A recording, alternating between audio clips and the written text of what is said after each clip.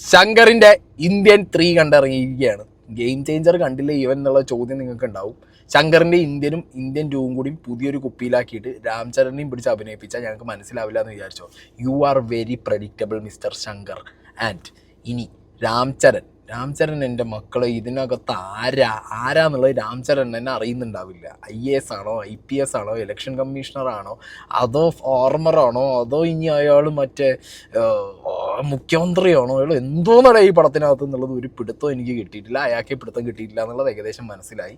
Award കിട്ടാനുള്ള വകുപ്പിന് വിചാരിച്ച് പാവം കയറി അഭിനയിച്ചാണെന്ന് തോന്നുന്നു.